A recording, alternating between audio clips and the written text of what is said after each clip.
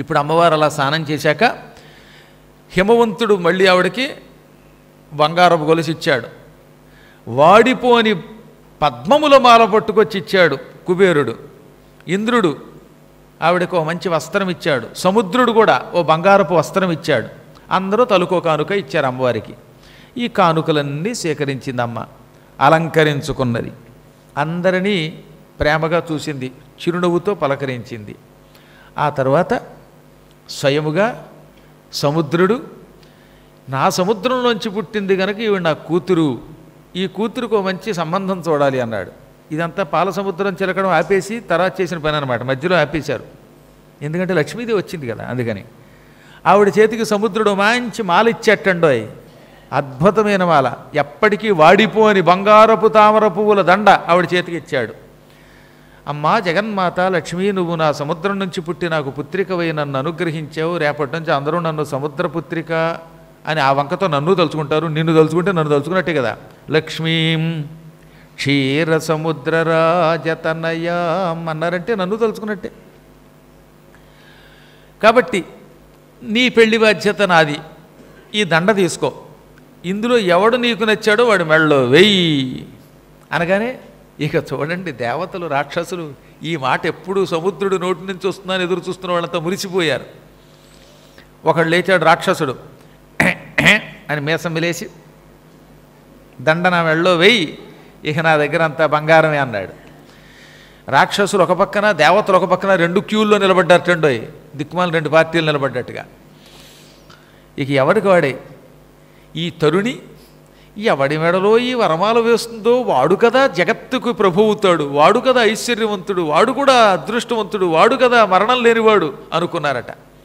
ఇంద్రుడు, కుబేరుడు మొదలైనటువంటి వాళ్ళు, ఈ పక్కన బలిచక్రవర్తి, ఆయన అనుయాయులు, బలిచక్రవర్తి పక్కన కాలనేమి, శంబరుడు, మదోత్కటుడు, వజ్రనాభుడు, కాలకవచుడు, మలకుడు, అందరూ ఎవరికి వాళ్ళు ఆశపడిపోయారు. అప్పటిదాకా అమ్మవారి మీద ఎంతో భక్తితో ఉన్నవాళ్ళకు కూడా ఆశ కలిగింది టండోయ్, ఈ లక్ష్మీదేవి మన మెడలో వరమాల వేసినచో ఇక మనం ఐశ్వర్య సంపన్నులం అయిపోతాం అనుకున్నారట.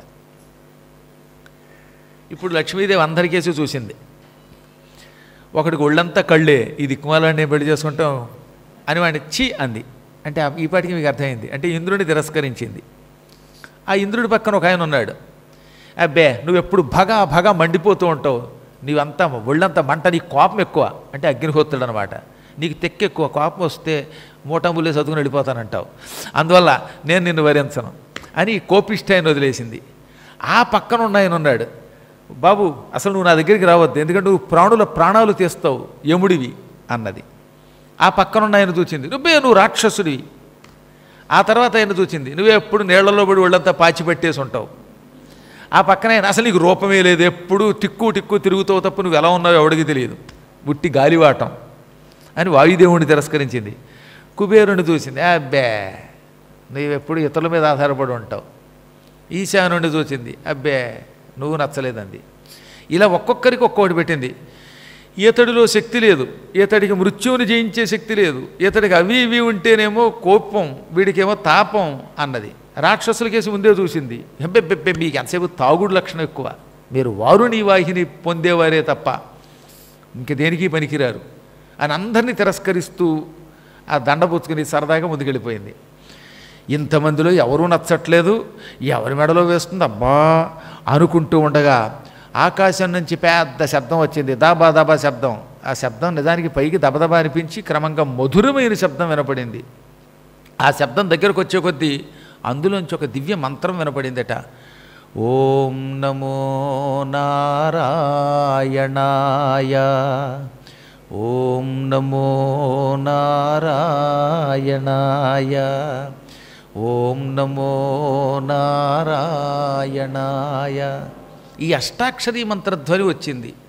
అంటే అక్కడికి గరుత్మంతుడు వస్తున్నాడు. గరుత్మంతుడు ఇలా రెక్కలు పైకి కిందకి కదిపితే, అల్లారిస్తే ఆ రెక్కల నుంచి దబదబ శబ్దం బదులుగా నారాయణ అష్టాక్షరీ మంత్రధ్వని వస్తుందన్నమాట. అంతటి మధురమైన ధ్వని ఆయన రెక్కల నుంచి వస్తుంది కాబట్టి ఆయన సుపర్ణుడు అన్నారు. సు అంటే మంచి, పర్ణము అంటే రెక్క, మంచి రెక్కలు కలిగిన వాడు ఆయన సుపర్ణుడు. అసలు ఆయన ఒక్కసారి పైకి కిందకి ఇలా రెక్కలు అల్లారిస్తే చాలు అందులోంచి ఓం నమో నారాయణాయ అని అష్టాక్షరి మంత్రం ధ్వనిస్తుందన్నమాట. అటువంటి శబ్దం చూడగానే అందరికీ అర్థమైపోయింది గరుడ వాహనుడు వస్తున్నాడని. గరుత్మంతుడు ముందొచ్చాడు. గరుత్మంతుని మీద కూర్చొని నీలమేఘఛాయ శరీరుడు మహాసౌందర్య రాశి అయిన విష్ణు అక్కడికి వచ్చాడు.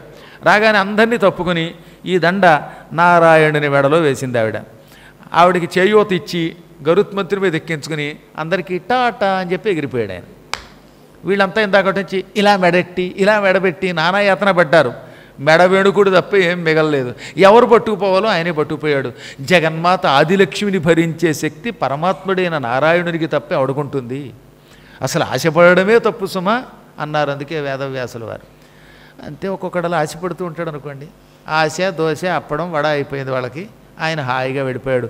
కౌస్తుభమణి ఒకవైపు, శ్రీవత్సలాంఛనం ఒకవైపు, లక్ష్మిని మరొక వైపు పెట్టుకుని వెళ్ళిపోయాడు.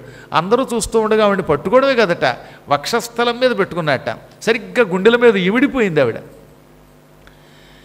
ఆవిడకి ఆయన వక్షస్థలం భవనమైపోయిందిట. సాధారణంగా బిల్డింగ్ కట్టాలంటే ఎంత పెద్ద కష్టమండి. ముందు స్థలం కొనాలి. ఇప్పుడు ఈ కలియుగంలో స్థలమే కొనలేక చచ్చిపోతున్నాం. దానం ఇచ్చేవాళ్ళు అసలే లేరు. దిక్కుమాలాడు పురాణం వినిపోయేవాడే కానీ దానం ఇచ్చేవాళ్ళు లేడని నేను అనలేదు బాబాయ్. వెనకటికి ఒక ఆయన చెప్పాడు, వాళ్ళు నా మీద పడకండి.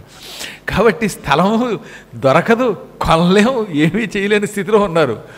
ఒకవేళ చచ్చి చెడో స్థలం కొంటే దాంట్లో బిల్డింగ్ కట్టాలంటే అదెంతో పెద్ద పని. అవునా? ఈ మధ్యకాలంలో ఈ కార్పొరేషన్ వాళ్ళ దగ్గరికి వెళ్ళి ప్లాన్ అప్రూవల్ చేయించుకోలేము. బర్త్ సర్టిఫికేట్ రావట్లేదు కదండి వాళ్ళ. రామరామ, ఒక బర్త్ సర్టిఫికేట్ పొందడానికి పడుతున్న యాతనలు ఎంత విచిత్రంగా ఉంటాయో తెలుసా మీకు? అలాంటి గవర్నమెంట్లు అయిపోయాయి ఇప్పుడు మన కర్మగాలి. ఈ విషయంలో మనకంటే కాస్త హైదరాబాద్ ఏమనిపిస్తున్నాడు. హైదరాబాద్ చాలా సుఖం. సరే ఈ కర్మ అంతా మనకి ఎందుకు కానండి. కాబట్టి ముందు బిల్డింగ్ ప్లాన్ అప్రూవల్ చేసుకోవాలి. అప్రూవల్ చేసుకోవాలంటే ఇక్కడ నుంచి అక్కడ దాకా అందరి చేతులు తడపాలి. తడపడం అంటే నీళ్ళు వస్తే తడిపితే కష్టమా? చెయ్యి తడపడం అంటే వాళ్ళు నీళ్ళు వచ్చారు. అందుకని ఆ మధ్యన వాడు ఎవడో బల్ల కిందకి చేయి అంటే పెట్టేట. బల్ల కిందకి చేయి పెట్టానండి ఇవ్వండి అంటాడు. బల్ల కిందకి చేయట్టాడంటే అర్థం కాని వాడు నువ్వేం ప్లాన్ చేయి అప్రూవల్ చేయించుకుంటారో పో అన్నట్టు ఆయన. బల్ల కింద చేయట్టాడంటే తెలియకుండా రహస్యంగా క్యాష్ ఇమ్మని అవతలవాడు ఉద్దేశం. చివరికి ఈ మధ్యన తమాషా జరిగింది. బల్ల కిందకి బల్లకి కిందకి చెయ్యిది అంటే తేలు జాగ్రత్తగా పట్టుకొచ్చి ప్యాక్ చేసి వాడి చేతిలో పెట్టిపోయాడు. వాడు తేలు కుట్టేసింది అవతలవాడికి. బాబోయ్ అన్నాడు అనమాట. తేలు చేతిలో పెట్టిపోయాట. ఇది ఒక మంచిది. సరే ఏది ఏమైనప్పటికీ ఇన్ని కష్టాలు పడిన తర్వాత బిల్డింగ్ అప్రూవల్ అయిన తర్వాత కట్టడం మొదలెడితే మధ్యలో వర్కర్లు ఓ రోజు వస్తే ఒక రోజు రారు. ఇంజనీర్లతో సమస్య, డబ్బులతో సమస్య, మధ్యలో లాక్డౌన్ వస్తే సమస్య. ఇసుక అంతకంటే బంగారం కొనడం తేలిక. ఇసుక దెబ్బకి పీక పిసుక్కోలేక చచ్చిపోతున్నారు జనాలు. సిమెంట్ దొరకదు. ఎన్ని తీరా కట్టిన తర్వాత అన్నీ డబడబా పడిపోవడమే. కడితే మళ్ళీ ప్లాస్టరింగ్ అంతా రాలిపోతుంది. అన్నీ పగుళ్ళే. ఈ బిల్డింగ్ ఎంతకాలం ఏదో గట్టిగానే ఇది స్ట్రాంగ్గా ఉంది. ఈ ఇబ్బంది లేకుండా జగదేకమాత అమ్మవారిని వక్షస్థలం మీద పెట్టుకుంటే వక్షస్థలం అనే భవనంలో సుఖంగా నివసించింది టండో ఆవిడ. అందుకనే భాగవతం, బ్రహ్మాండ పురాణం, శ్రీ మహావిష్ణువు యొక్క రెండు చేతుల మధ్యలో ఒక బిల్డింగ్ ఉంది. ఆ భవనంలో అమ్మ నివసిస్తోందన్నారు. తెనాలి రామకృష్ణుడు ఇంకో అందంగా చెప్పాడండోయ్. ఆవిడట నిరంతరం నివసిస్తూ ఉంటుందిట. ఎక్కడ? పాయకయుండు ఏ పరమ పావన సాధ్వి చక్రి బాహా మధ్య సౌధవీధి. శ్రీ మహావిష్ణువు యొక్క చేతులకి మధ్యలో ఒక బిల్డింగ్ ఉంది. అంటే ఆయన వక్షస్థలమే ఒక బిల్డింగ్. ఈ వక్షస్థలం అనే భవనం మీద విడిచిపెట్టకుండా ఎప్పుడూ కాపురం ఉంటుంది. ఈ బిల్డింగు పడిపోదు. దానికి ఎవరి అప్రూవల్ అక్కర్లేదు, సిమెంట్ అక్కర్లేదు, ప్రళయకాలంలో నాశనం కాదు. దాంట్లో ఎప్పుడూ చల్లగా ఉంటుంది. వేసవికాలంలో వేడి, చలికాలంలో చలి ఇలాంటివి ఏమి ఉండవు. దాని మీద ఎటువైపు ఎటు కదిలినా కిందకి పడిపోదట. బిల్డింగ్ కదలదట, భూకంపం రాదట. అనేక సుఖములతో కూడిన భవనంట. అటువంటి భవనంలో హాయిగా కాపురం చేస్తోంది లక్ష్మి అంటాడు ఆయన. అసలు ఎంత అద్భుతమైన మాట అండి అది. శ్రీమన్నారాయణుడి వక్షస్థలంలో ఆయన గుండెల్లో చేరితే ఇక అంతకంటే నివాస స్థానం, ఉత్తమ నివాస స్థానం ఈ ప్రపంచంలో ఇంకెక్కడున్నది? కనీసం గుండెల్లో కాకపోయినా వైకుంఠానికైనా వెళ్ళి ఉండాలని కోరుకుంటున్నావా లేదా మనం? నేను కోరుకోవడమే కాదు, నేను కోరుకోవడంలో తప్పేం లేదు. శంకరాచార్యుల వారి తల్లే కోరుకుంది. శంకరుల వారు చివరి రోజుల్లో వాళ్ళ అమ్మ దగ్గరికి వెళ్ళారు. వాళ్ళ అమ్మకి మాట ఇచ్చాడు ఆయన సన్యాసం పుచ్చుకునేటప్పుడే, అమ్మా నువ్వు చివరి రోజులలో అంటే నీకు అంత్యకాలం సమీపించినప్పుడు నన్ను తలుచుకుంటే ఎక్కడున్నా నేను నీ దగ్గరకు వస్తాను అన్నాడు. అన్నమాట ప్రకారంగా ఆవిడకి మరణం రాగానే ఆవిడ తలుచుకున్నది, ఆయన అక్కడికి వచ్చాడు. అప్పుడు ఆవిడ్ని, అమ్మాయికి నీకు కాలం చెల్లిపోయింది, నువ్వు శరీరం విడిచిపెట్టి వెళ్ళాలి, నిన్ను ఏ లోకానికి కావాలంటే ఆ లోకానికి పంపుతాను, కైలాసానికి పెడతావా వైకుంఠానికి పెడతావా అని అడిగారు స్వామివారు, శంకరాచార్యులు వారు. అసలు ఏ కొడుకు అడుగుతాడండి బాబు, నువ్వు కైలాసానికి కడతావా వైకుంఠానికి కడతావా అని అడిగాడు కొడుకు. అప్పుడు ఆవిడేముంది తెలివిగా, అక్క కైలాసం ఎలా ఉందో వైకుంఠం ఎలా ఉంటో నాకు తెలియాలి కదా, తెలిస్తే కదా ఎక్కడికి వెళ్ళాలో నిర్ణయించుకుంటాను అన్నది ఆవిడ. నిజానికి నాయనా నువ్వు కైలాసానికి కడతావా వైకుంఠానికి పెడతావా అని మనం అడగలేము. అడిగితే మాత్రం అవతలవాడు కైలాసం అంటే ఏమిటి, అది ఎలా ఉంటుంది చూపించు, వైకుంఠం అంటే ఎలా ఉంటుందో చూపించు, చూచాక నాకు ఏది నచ్చితే అక్కడికి కడతానని ఎవడనగలరు. ఆవిడ అడిగింది. అప్పుడు ఆయన వెంటనే తన దివ్యశక్తితో బతికొండగానే ఆవిడికి కైలాసము వైకుంఠము రెండు చూపించాడు. ఇదిగో కైలాసం ఎలా ఉంటుంది వైకుంఠం ఎలా ఉంటుందని. ఆవిడ రెండూ చూసింది, రెండూ బాగానే ఉన్నాయి కానీ వైకుంఠం ఇంకా బాగుందన్నారు, వైకుంఠానికి పంపింది ఆవిడ. వెంటనే వైకుంఠానికి పంపించేశాడు. ఇలా ఎవరిని అడిగితే ఎంతో బాగుండు కదా. నన్నే కనుక ఇప్పుడు అడిగితే కనుక ఎవరైనా టక్కన మారు మాట్లాడకుండా వెళ్ళిపోతారు, పురాణం తర్వాత మిగతా మీరు చెప్పుకుంటారు, వదిలిపోతుంది. అన్నంత కోరిక కలుగుతుంది. వైకుంఠం అంటే మాట్లాడండి మరి. అప్పుడు వైకుంఠానికి ఆవిడ వెళ్ళిపోయింది. ఆ తండ్రి కాబట్టి, ఆ మహానుభావుడు కాబట్టి, శివస్వరూపుడు కాబట్టి అంత ఉపకారం చేయగలిగాడు. అంటే జీవితంలో వైకుంఠానికి వెళ్ళాలని ప్రతి వ్యక్తి కోరుకుంటాడు. ఆ స్థానము నిరూపము, దాన్ని ఏమంటారు నిరూపమము. అంటే ఎవ్వరితో పోల్చలేము, ఏ స్థానంతో పోల్చలేము. పునరావృత్తి లేదు గనక అపునరావృత్తి, అక్కడికి వెళ్ళిన వాడు తిరిగి రావాల్సిన అవసరం ఉండదు. నిష్కళంకము, అక్కడ ఏ దోషము ఉండదు. దానికి ముక్తి నిధి, మోక్షమునకు నిధి అంటారు. ఈ పద్యం మీకు గుర్తొచ్చిందా? నిరుపమా పునరావృత్తి నిష్కళంక ముక్తి నిధి కానవచ్చునే ముఖ్యమైన శారంగ కోదండ చింతన అంజనము లేక తామరస గర్భునకునైన దానవేంద్ర. ప్రహ్లాదుడు వాళ్ళ నాన్నతో అన్నాడు, నాన్న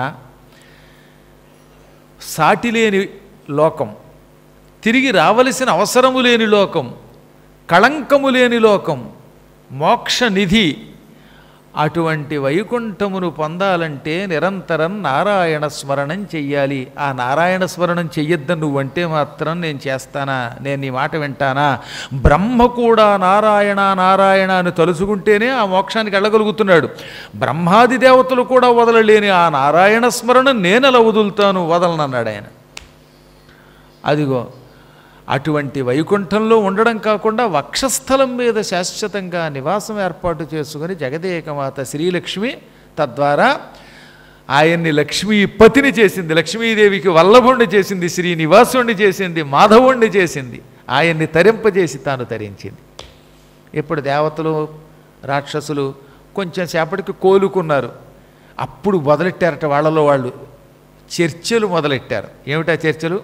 అసలు మనం ఎంత తెలివి తక్కువ వాళ్ళమండి, అమ్మవారిని కోరుకోవడం ఏంటి భారీగా, పెద్ద పొరపాటు చేశాం కదా, తప్పు ఇంకెప్పుడు అలా కోరుకోకూడదు. ఏది వెళ్ళిపోయింది కనుక, ఆవిడ దొరకలేదు కనుక, అందని ద్రాక్షపొట్లు పుల్లన అన్నట్టుగా బెబ్బే పొరపాటు చేసాం. ఎందుకు వచ్చింది? ఆ లక్ష్మీదేవిని ప్రార్థిద్దాం, ఈసారికి ఏదో తప్పు జరిగితే జరిగింది, ఆవిడని విష్ణువు పట్టుకెళ్ళాడు, ఇంకెప్పుడు ఇలాంటి కోరిక కోరుకోవద్దు అని నిర్ణయించుకుని ఇక మళ్ళీ పాల సముద్రం చిలకడం మొదలెట్టారు. ఈసారి పుట్టింది టండోయ్ అందులోంచి చాలా అద్భుతమైన వస్తువు.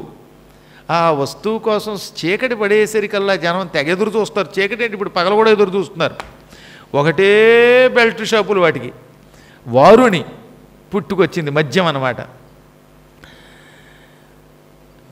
ఆ మద్యం పుచ్చుకునే మద్యపాత్రతో పాటు వారుణి దేవత పుట్టగానే రాక్షసులు ఇది మాది అన్నారట. అసలు మీ దగ్గర అది ఉండమే మంచిదిలే, తాగి మత్తెక్కి పడుకోండి అని దేవతలు మాట్లాడుకోరుకున్నారు. ఈ వారుణిని రాక్షసులు వరించారు. ఇక అక్కడి నుంచి చూడండి కనపడతారనమాట, తెగబుచ్చేసుకుంటారు, జగమే మాయ అనుకుంటూ శుభ్రంగా తాగడం మొదలెట్టారు వాళ్ళు. ఆ వారునిట ఆ కుండలో, ఒకే కుండలో నల్లని ద్రవంట, తెల్లని ద్రవంట, ఒక రకమైన ఆకుపచ్చ ద్రవంట, ఎర్రని ద్రవాలట, అన్నీ ఉపద్రవాలే. ఇటువంటి ద్రవాలు పుట్టుకొచ్చాయి. అంటే రకరకాల బ్రాండ్స్ అనమాట. పాపం రాక్షసులు వాటిని వరించారు. ఇవన్నీ అయ్యాక ఆ కర్ణ అందులో నుంచి ధన్వంతరి పుట్టుకొచ్చాడు. ఈ ధన్వంతరి గారు పరమ పవిత్రమైన అమృత భాండంతో పుట్టుకొచ్చాడు. ఆ అమృత భాండం ఆయన చేతిలో ఉంది. ఆయన దేవవైద్యుడు కూడా ధన్వంతరి. ఆయన చేతిలోనే చావు లేని మందు అమృతం పుట్టింది. మృతము అంటే చచ్చుట, చావు. అది లేనిది అమృతం. అందులోంచి పుట్టిన ద్రవ పదార్థం తాగితే ఇక ఎప్పటికీ మరణం ఉండదు. కలియుగాంతం వరకు. అది కూడా మళ్ళీ శాశ్వతం అనుకోకండి సుమా. వైకుంఠములో శాశ్వతంగా ఉన్నట్టుగా స్వర్గంలో ఉండం మనం. స్వర్గంలో అమృతం తాగిన వాడికి ఈ కలియుగాంతం అయ్యేంత వరకు మాత్రమే చావు ఉండదు. యుగాంతం అయిపోయి ప్రళయం వస్తే వాళ్ళు నశిస్తారు. దేవతలు కూడా నశించక తప్పదు. దేవతలకు కూడా నాశనం తప్పదు. అటువంటి అమృతం పుట్టగానే అప్పటిదాకా ఐకమత్యంతో పాల సముద్రాన్ని తిరుగుతున్నారుగా దేవతలు దానవులు. ఇప్పుడు అమృతం పుట్టగానే అమృతం నాది అని దేవతల్ని ఒక్క తోపు తోసి రాక్షసులు కలబడిపోయారు. ధన్వంతరిని గెంటేసి ఆయన చేతిలో ఉన్న అమృతం లాక్కున్నారు. కొండలాక్కుపోయారు. కొండలాక్కుని ఒకడు ఎడుతుంటే రే నాకు ఇవ్వకుండా పట్టుకుపోతామని రెండో వాడు వచ్చి వాడి చేతిలోంచి లాగేశాడు. రాక్షసులకి పడితవదండో. ఈ దరిద్ర పార్టీలు ఉంటే కప్ప తక్కిడే ఇసుక తక్కిడే. అలాగా వీడి చేతులోంచి వాడు, వాడి చేతులోంచి వీడు, వాడి చేతులోంచి వీడు, వీడి చేతులోంచి వాడు అలా లాక్కోవడం మొదలెట్టారు. దేవతలు ఎలాగో యుద్ధంలో తట్టుకోలేక అలా నిలబడిపోయారు. ఈ రాక్షసులు పోయిన అమృతం తాగారా తాగలా. వాడి చేతులోంచి కాలనేమి చేతిలోంచి శంబరుడు చేతిలోంచి మదోత్కటుడు చేతిలోంచి వజ్రనాభుడు దగ్గర నుంచి ఇంకో నాభుడు, ఇలా అందరూ లాక్కుంటూ పారిపోవడం మొదలెట్టారట. చివరికి ఎవరికీ దక్కట్లేదు అది. వాడి చేతిలోంచి వీడు, వీడి చేతిలోంచి వాడు లాక్కోవడమే. కొట్టుకు తెచ్చిపోతున్నారు. ఎంత తెలివి తక్కువ అంటిపోయి మనందరం రాక్షసులే కదరా, హాయిగా అందరం తలకో కాస్త తాగుదాం అనుకోవచ్చు కదా, తాగట్లేదు. అప్పుడు ఏం జరిగింది? దేవతలు కుయ్యో మొర్రో ఎప్పటికైనా ఈ భయంకరులైనటువంటి రాక్షసులు ఈ మొత్తం అమృతం లాగేస్తారేమో మా దగ్గర నుంచి, మాకు అమృతం లేకుండా పోతుందేమో అని భయపడిపోయారు. భయపడిపోయి నారాయణ వాసుదేవ రక్షించు రక్షించు రక్షించని ప్రార్థించారు. అప్పుడు శ్రీమన్నారాయణుడు వాళ్ళ ప్రార్థన అంగీకరించాడు. టక్కన అక్కడ ఒక పరమ సుందరీమణి ప్రత్యక్షమయ్యింది. చాలా గొప్ప సుందరి ఆవిడ. అటువంటి సుందరీమణిని ఈ చరాచర జగత్తులో ఎవడూ చూసి ఎరగడు. ఆ సుందరుడు చూడగానే రాక్షసులు బెంబేలెత్తిపోయి తమను తాము మరిచిపోయి అమృతం చేతిలో కొండన్నవాడు కూడా కొండ పట్టుకోకుండా అలా చూస్తూ ఉండిపోయాట. ఆ చూపుల యొక్క తూపులు వాళ్ళ గుండెల్ని తాకాయి. ఆ సుందరి ఇలా చూస్తూ ఉంటే ఎవడికి వాడే మతిపోయి చూస్తూ ఉన్నారు. అప్పుడు ఆ సుందరి ఏమిటి మీలో మీరు ఇలా కొట్టుకుంటున్నారు అనగా, సుందరి మేమందరం కలిసి పాల సముద్రం చిరికాము, అందులోంచి అమృతం పుట్టింది, అమృతం పంచుకోవడం ఎలాగానని మేము తగాదా పడుతున్నాం అనగా, అప్పుడు ఆవిడ ఎందుకు తగాదా, చక్కగా అందరూ తలకో కాస్త పుచ్చుకోవచ్చు కదా అనగా, మళ్ళీ వాళ్ళలో ఒకడన్నాడు పంచిపెట్టేవాడు లేక మేము కొట్టుకుంటున్నాం సుందరి, మాకు పడదు, కాబట్టి దయతో నువ్వు ఈ అమృత భాండం చేత్తో పుచ్చుకుని మాకు పంచిపెట్టవా అన్నారు. ఆవిడేమందో తెలుసా, ఎంత అమాయకులరా మీరు, అందుకే మిమ్మల్ని రాక్షసులు అన్నారు. నేను వేశ్యని, నన్ను నమ్మకూడదు. చూపులు ఒకవైపు మనస్సు ఒకవైపు ఉంటుంది. మా నాలుక తీయగా మాట్లాడుతుంది, కానీ మా పనులు వేరుగా ఉంటాయి. నా అలాంటి దాన్ని నమ్మడం ఏమిటి అని ఇంత డైరెక్ట్గా చెప్పింది ఆ స్త్రీ. అప్పుడు వాళ్ళు అన్నారు, అబ్బెబ్బే నువ్వు ఎన్ని చెప్పినా మేము నిన్ను నమ్మేశాం. హై బాబోయ్, నీ చూపులు, నీ జుట్టు, నీ ముక్కు, కన్ను, ఈ ప్రపంచంలో ఇటువంటి సౌందర్యవతిని చూడలేదు. ఇందాక లక్ష్మిని చూసాం, ఆ లక్ష్మీదేవి సౌందర్యం కూడా నీ సౌందర్యంలో 1000 వంతు లేదు. అబ్బబ్బబ్బా ఏమి సుందరివి నువ్వు అని, సుందరి నీ వంటి దివ్య స్వరూపము ఎందెందు వెదకినా లేదు కదా అన్నారు. మేము నేను నమ్మేమన్నారు. అమృతం పంచిపెట్టు అనగా, మరి నేను చెప్పినట్టు వింటారా, నేను ఎలా చెబితే అలాగే నడుచుకుంటే మీకు అమృతం పంచిపెడతాను అని ముద్దుగా పలకగానే, నువ్వు చెబితే సముద్రంలో దూకి చచ్చిపోతాం, నీ కోసం పడి చచ్చిపోతాం అనగా, ఆ మాట మీద నిలబడండి, నేను అమృతం పంచిపెడతానన్నది ఆవిడ. చచ్చిపోండ్రా అని కూడా చెబుతుంటే కూడా వాళ్ళకి అర్థం కాల. అందుకనే ఆ సౌందర్యం అలా ఉంటుందన్నారు.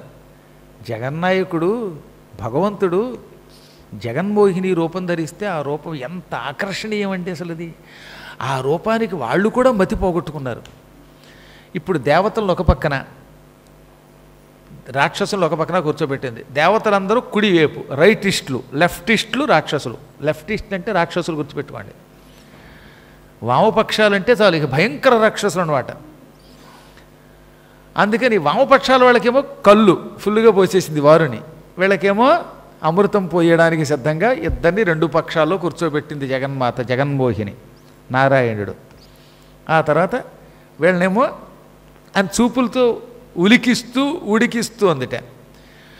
కన్ను గిలికింది, కొంగు దార్చింది, కేవలం పలుకులే, చూపులనే అమృతం వాళ్ళకి, అసలైన అమృతం వీళ్ళకి పోయడం మొదలెట్టేదిట. ఇంద్రుడికి పోసింది. ఈ పోస్తున్నప్పుడు వాడు ఏమన్నా అంటాడేమని ఇలా చూడగానే అని వాడు మురిసిపోవడం మొదలెట్టాడు. ఈ మురిసిపోవడమే బరిసేని వాడికి తెలియదు పిచ్చాడికి. ఈ విధంగా చూపులతో వాళ్ళనేమో పడగొట్టి అసలు అమృతం వీళ్ళకి పోస్తూ చివరిదాకా క్యూ చివరిదాకా వెళ్ళిపోయిందిట. మనకి పొయ్యట్లేదు అని వాళ్ళలో వాళ్ళు కొనుక్కున్నా, ఒరేయ్ పైకి మాట్లాడితే ఈ సుందరి మనం వదిలేసి వాడు వైపు వెళ్ళిపోతుంది, ఈ సుందరి కోసం మనం దేనికైనా సిద్ధపడిపోదాం అనుకున్నారట. అంటే మారు మాట్లాడితే ఎక్కడ ఆ సుందరి తమకి అన్యాయం చేసి తమను వదిలిపోతుందో అనే బెంగతో ఎవరు మాట్లాడలా. ఆ క్యూ చివరికి వెళ్ళేసరికల్లా సూర్యుడు చంద్రుడు మిగిలారు చివరన. ఇంకా వాళ్ళకి పోసాక ఆ సమయంలో అక్కడ రాక్షసుల వైపు కూర్చున్న రాహువు ఇది చూశాడు. అమ్మ బాబోయ్, ఈ వచ్చినవాడు విష్ణువు తప్ప మరొకడు కాదు, ఈయన మారువేషంలో వచ్చి మా వాళ్ళందరినీ వంచిస్తున్నాడు, ఈ అమృతం అంతా దేవతలకే పోస్తున్నాడు, ఇప్పుడు కనుక నేను ఈ పార్టీలోకి దూకపోతే నాకు అమృతం రాదనుకున్నాడు వాడు. ఈ జంపజలానిగాళ్ళు అప్పటి వాళ్ళు అనమాట. ఈ పార్టీలోంచి ఆ పార్టీలోకి మారిపోవడం, కండువా కప్పుకోవడం. వెంటనే వీడు దేవతల వేషం వేసుకుని ఇట్నుంచి ఇటు దూకేశాడు. చంద్రుడి పక్కన కూర్చున్నాడు. శ్రీ మహావిష్ణువు ఏమి ఎరగనివాడా? కొందరు అన్నారు విష్ణువు చూసుకోకుండా అమృతం పోసేశాడు రాహువు చేతిలో అని రాశారు. ఉట్టి భ్రమది, ఆయనకి తెలియంది ఏం లేదు. సర్వాంతర్యం ఆయన కావాలనే పోశాడు. వాడి చేతిలో అమృతం పోయిగానే వాడు గుట్టుక్కుని నోట్లో తాగబోతూ ఉండగా వాడు గొంతు దిగేలోపు సూర్యుడు చంద్రుడు ఇలా సైగ చేసి రాహువు అని చూపించారు. వెంటనే విష్ణువు చక్రం విసిరాడు. ఆ చక్రం వాడి తల బర్రు నరికేసి అవతల పారేసింది. కానీ అప్పటికే అమృతం తాగడం వల్ల ఈ కంఠము మొండెము కూడా బతికాయి. అప్పుడు తలనేమో కేతువుగా, కిందున్నటువంటి మొండాన్ని రాహువుగా రెండు గ్రహములను చేర్చి అజుడు అంబరవీధిని అమరజేసే. బ్రహ్మదేవుడు ఆకాశంలో రెండు గ్రహాలను ఏర్పాటు చేశాడు. ఇప్పుడు అర్థమైపోయింది మొత్తం రాక్షసులందరికీ. చక్రం ఎప్పుడైతే ఈ మోహిని దగ్గర నుంచి వచ్చిందో అప్పుడే రాక్షసులు అసలు విషయం కనిపెట్టి ఈ వచ్చింది శ్రీమన్నారాయణుడు విష్ణువు తప్ప నిజంగా సుందరి కాదు అనుకుని కుహనా సుందరి ఇవ్వడానికి కనిపెట్టి గొల్లును గోలెట్టి ఆవిడ మీదకు దూకబోయారు. వెంటనే స్వామివారు అదృశ్యమైపోయాడు. ఆ క్షణమే దేవతల మీదకి వీళ్ళు దండయాత్రకు వచ్చారు. దేవతలు అమృతం తాగి బలవంతులైపోయారుగా, చితక్కొట్టి పారేశారు. దేవదానవులకి మధ్యలో ఘోర యుద్ధం జరిగింది. ఆ యుద్ధంలో కూడా విష్ణువు మళ్ళీ వచ్చి వాళ్ళకి సాయం చేశాడు. చివరికి దానవులంతా సర్వనాశనం అయిపోయారు. బలిచక్రవర్తి కూడా ఇంద్రుడి వజ్రాయుధం దెబ్బతిని పడిపోయాడు. దేవతలు హాయిగా అమృతం పుచ్చుకుని తమ లోకానికి వాళ్ళు వెళ్ళిపోయారు. ఆ తదనంతరం ఒకనాడు శ్రీ మహావిష్ణువు వైకుంఠంలో తన ఆసనం మీద హాయిగా కూర్చుని ఉండగా ఆ సమయంలో కైలాసంలో శివుడు ఖండేందుభూషణుడు కొలువై ఉన్నాడు. కైలాసంలో కైలాసగిరియందు ఖండేందు భూషణుండొకనాడు కొలువుతా నుండియుండ. ఒకనాడు ఏకకాలంలో శివుడు విష్ణువు కూడా కొలువు చేశారు. విష్ణువు వైకుంఠంలో కొలువు చేశాడు, శివుడు కైలాసంలో కొలువు చేశాడు. శివుడి దగ్గరికి కొంతమంది దేవతలు వెళ్ళారు. పరమేశ్వర, అమృతమథన సమయంలో మాకు మీ ఇద్దరూ మహా ఉపకారం చేశారు. విషం పుడితే తాగి నువ్వు మమ్మల్ని రక్షించావు.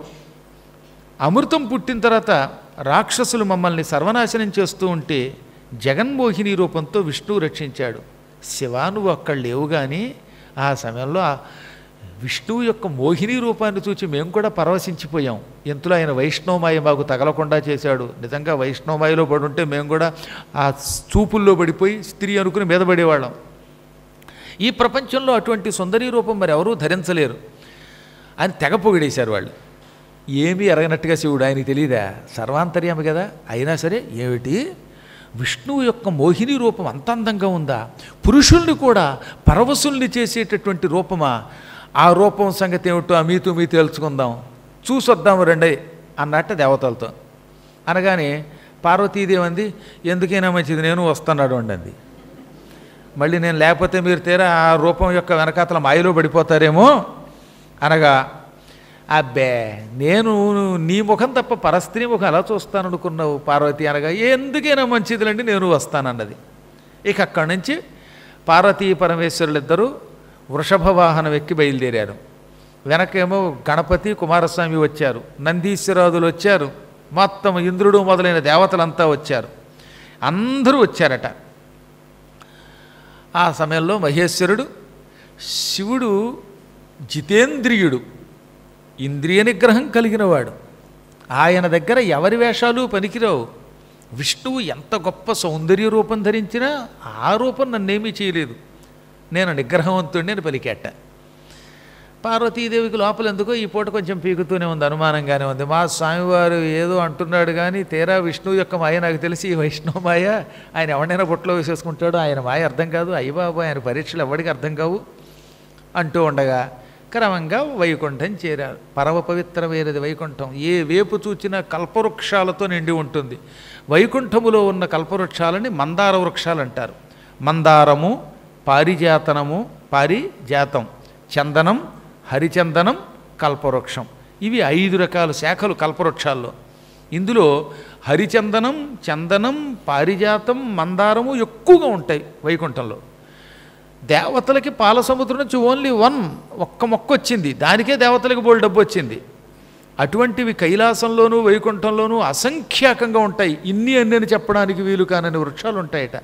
ఇక అమ్మవారి దగ్గర అయితే చెప్పక్కర్లా, ఆవిడ ఉన్నదే కల్పవృక్షాల మధ్యలో. అసలు అమ్మే పెద్ద కల్పలతిక, భక్తిమత్ కల్పలతిక, భక్తుల పాలిటి కల్ప లత ఆ తల్లి. ఈ లోకం దగ్గరికి రాగానే ఆహ్లాదం కలుగుతూ ఉంటుంది. అటువంటి వైకుంఠం దగ్గరికి దేవతలు వచ్చారు. వాహనం దిగి ఈశ్వరుడు విష్ణువునికి అభిముఖంగా వెళ్ళాడు.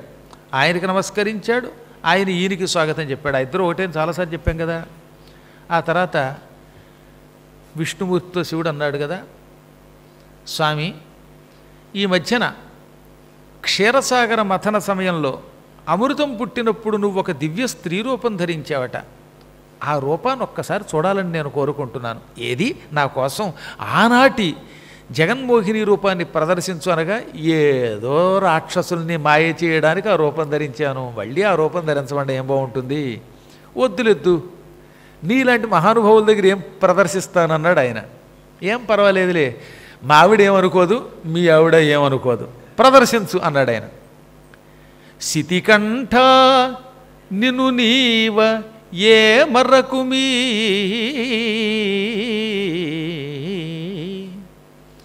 శ్రీకంఠ, నువ్వు అంత గట్టిగా అంటున్నావు కాబట్టి నేను నా రూపాన్ని ప్రదర్శిస్తాను. ఆనాటి మోహిని రూపం మళ్ళీ నీ కోసం ప్రదర్శిస్తాను. కానీ ఆ రూపాన్ని చూచి నువ్వు ఏమాత్రం మరిచిపోకే, నీ మనస్సుని పారేసుకోకు. ఏ మరిపాటుతో నా వెంటపడ్డామనుకో, పార్వతీదేవి దగ్గర నీ పరువు పోతుంది, ఆ తర్వాత ఆవిడ నన్ను ఏమైనా అనొచ్చు. అనగా ఏం పర్వాలేదు, పార్వతికి నా సంగతి తెలియదా, నా సంగతి నీకు తెలియదా, నేను కామాన్ని జయించిన వాడిని అన్నాడు ఆయన. వెంటనే ఆ క్షణమే అక్కడ తమాషా జరిగింది. క్షణకాలంలో వైకుంఠం మాయమైపోయింది. అక్కడ ఒక అద్భుతమైన తోట ఏర్పడింది. ఆ తోటలో ఏవేపు చూచినా మత్తెక్కించే మల్లె పువ్వులు, సన్నజాజులు మొదలైన సువాసనతో కూడిన పువ్వుల యొక్క మొక్కలు, తీగలు వచ్చేసాయి. ఓ పక్క నుంచి దబదబ సెలయేరు ఒకటి ప్రవహించడం మొదలెట్టింది. ఆ సెలయేరు దగ్గరకు వచ్చి పువ్వులు కోస్తున్న ఒక సుందరీమణి కనపడింది. ఆవిడ ఎలా ఉందట,